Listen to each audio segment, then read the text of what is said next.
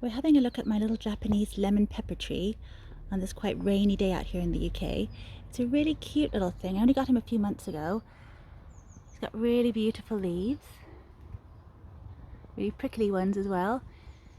He's in the same family as the Szechuan pepper tree, which I've been really trying to, willing to get to fruit for the past 1 or 2 years now. I got him last year in January and he hasn't fruited or anything, but he's going quite well. I'll just show you what he looks like now because I've shown him before.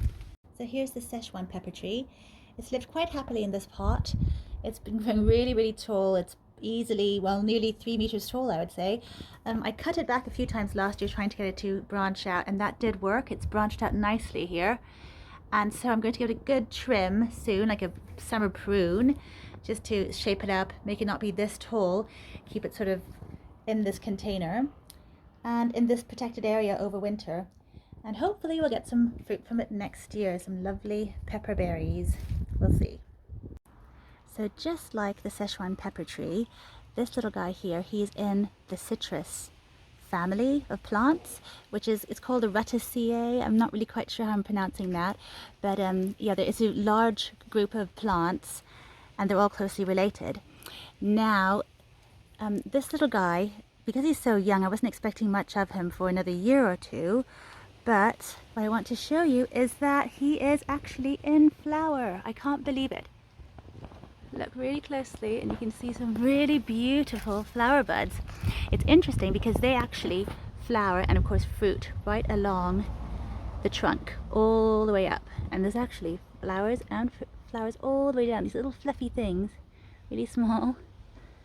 I just can't believe it, how fast that happened. And the other unbelievable thing is that they're meant to flower in April or May and then fruit in sort of June. We are nearing the end of August now, and so I think that maybe because we had a really big heat wave all of a sudden, a few heat waves actually, but recently we just had a heat wave, so I'm wondering if it just thought that it was spring, or I don't know what happened, it got confused somehow and it's flowering now. So I'm thinking that rather than let the flowers drop off and get too cold, I'm actually going to take it into the house as soon as it gets a bit cold out here and keep it indoors and let it hopefully produce some fruit, because it's really interesting. They're so closely related to the Szechuan peppers that they have the same sort of the same sort of effect on you. So they have that whole thing where when you eat the spices that you make, it has sort of a tongue-numbing characteristic. So that's a really fun thing to try. They're really flavorsome too. Just like the Szechuan peppers, you don't eat the actual seed inside the berry. They produce little tiny berries that are red and also turn black. And then you pick them out and you dry them, and you don't eat the seeds inside, you eat the pericaps, which is like the outside shell. And they're the ones that are really flavorsome. And these ones, because it's the lemon pepper, they taste quite lemony too, and have a strong lemon scent as well. So, and then you dry it and grind it into a powder, and that's the beautiful spice.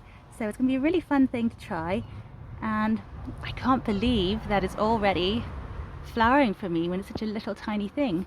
So let's see, we'll keep an eye on it and see if we can get it to produce some really interesting peppercorns.